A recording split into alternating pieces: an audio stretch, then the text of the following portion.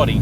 A few weeks ago in real time, although possibly a little bit more in channel time, I drove a very nice 964 owned and built by a chap called Stanley. And that was his attempt at building his perfect 964 in tribute to the 964 RS. Well, today, courtesy of a very kind chap called Roland, I have the opportunity to drive the real deal. Yes, I am behind the wheel of a 1993 Porsche 911 Touring. The Touring bit is of significance because, as with many limited edition 911s, the 964 RS came in a couple of flavours, lightweight and Touring. As you can imagine, most people went for the lightweight version, and as a result, these Tourings are by far the rarest and possibly therefore most desirable. This, we believe, is one of only 7 right-hand drive Touring, and possibly the only one in black. We don't actually know how much it's really worth because it's very difficult to gauge these things. There aren't really enough of them out there to judge it by. However, I would hazard a guess that if you were to put a price on it, it begins with a 2. And there's many noughts after that too. Now, in all honesty, the 964 RS is simply a car that I can not justify the price of in any sensible, logical way. All old 911 prices don't make any sense whatsoever, so we're going to take price out of the equation for this video. You have already made your mind up as to whether these cars are or aren't worth it, so I'll let you decide that one. What can I actually tell you about the 964 RS? Well, not an awful lot if you want specifics. I'm happy to give you the numbers. Here they are. As you can tell if you know your 964s, this is a little bit lighter, potentially some 70 kilos lighter than a regular 964, and a little bit more powerful. And by little, I really do mean that. It's about 10 horsepower more. It's about 260 brake. Not really that much, not even in period, to be quite honest. Ferrari were already chucking out about 300 horsepower out of similar displacement engines, this being a 3.6 litre flat 6 air-cooled, of course. Now, this particular car is in very good condition and is pretty much completely standard. Over and above a regular 964, the headline changes to the RS are that weight saving, you don't have any back seats, and you've got a much more aggressive suspension setup. So this car sits some 40 mil lower than standard. I mean, think about that. There's a lot of cars out there. If you drop them 40 mil, they're just going to be sat on their tyres. And some styling tweaks and things like that as well. And in period, these were a bit more expensive than the regular car, but for a very long time, they just didn't command silly money. I remember these cars trading for sort of £60,000. Okay, back then that was double what you could get a nice 993 for, or about triple or quadruple what you could buy a 964 for. But when 911 prices started going crazy and 2.7 RSs became £1 million cars, these shot up in value. The relative rarity of them has always helped, and the 964 in general, I think, for a very long time was a really overlooked car. People always fawned after the 993, with it being the last of the air-cooled, and of course there are a lot of things to like about the 993. It's a very good car. I really enjoy them. I'm looking forward to driving another this week. But actually, as time goes by, it's the 964 that I think really has grown on me and perhaps represents the pinnacle of the old school 911. Crucially for many people, it still has that classic look with those big protruding headlights. It's got a great soundtrack too, this one running a mostly standard exhaust. The gearbox in here is a 5-speed unit, unlike the 6-speed you get in a 993, which is the same gearbox in the 964 that I drove last time round. It's got close ratios and actually has a short shift kit supplied by Porsche as well. It's very nice to use, got a real good weighting to it, but feels very solid.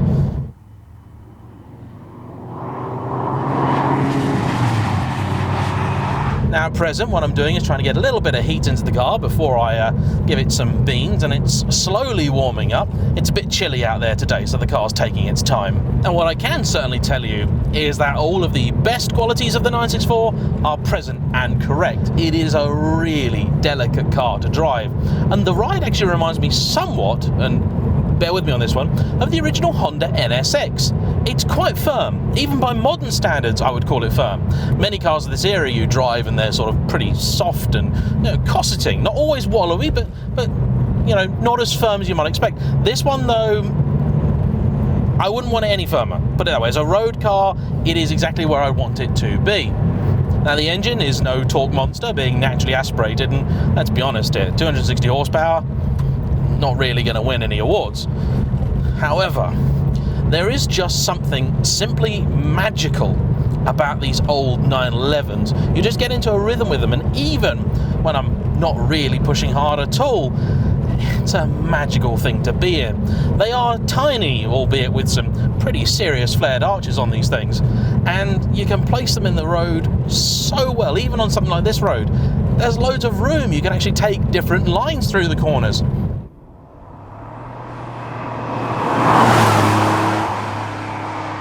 When you do start to compare these cars with the later water-cooled vehicles, a few things become apparent. The most obvious one is the fact that these are really rear-engined. Now, that might seem blindingly obvious, but I've just done some filming with a 996, and with every generation of the 911, the engine creeps forwards just a little bit more. In this one, it's still very much the whole engine over the rear axle, or behind the rear axle more specifically, which means that it handles exactly like you expect a 911 to. Don't take any liberties with it, but so long as you're being sensible, it really rewards with the most delicious and delicate steering.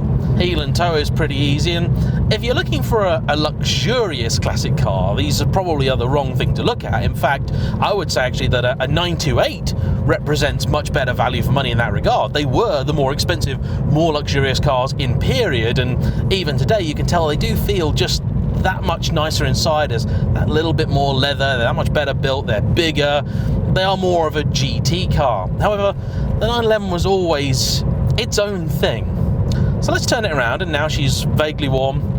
Let's see what she can do when we're pressing on a little bit harder. Now, one of the things that this car does not have, which the lightweight does, is a single mass flywheel, which apparently is something of a so-and-so to get off the line. If it's anything like the one that I experienced in Stanley's car, I'm very glad that this car isn't so equipped. It is also missing, tragically, the bucket seats, but in reality there isn't a huge amount of difference in spec between this and the lightweight. This still doesn't have AC in it. It does have a sunroof though, and for me, that's always going to be the preferred option. The weight gain is probably similar between AC and sunroof, and the sunroofs just feel much more special, I think.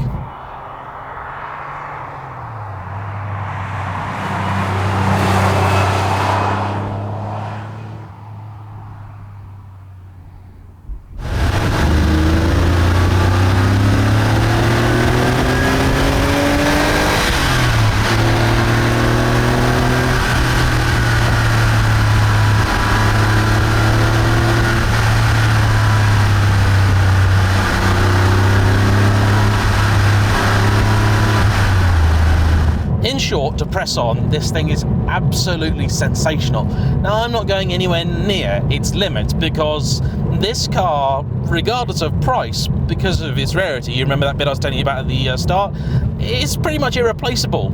And yet still, it gives you a lot of confidence to just push through the bends. The front end is so talkative and communicative. Now, not perhaps quite as hyperactive as Stanley's car, but you know what, this is so well judged as a road car, and the minute you do start pressing on, the suspension becomes that little less of a problem. Brakes are typically Porsche brilliant. They need exactly the right amount of modulation and pedal force, and they will bring you to a stop quite happily. Porsche always did seem a little bit ahead of the curve when it came to brakes on their cars. It's not unbearably loud either, which means if you do want to use it for a tour, you could just about get away with it. Now, room up front isn't exactly the best. It's pretty limited. Obviously no real different to any other 964, so if you're used to that, you'd be fine with the RS.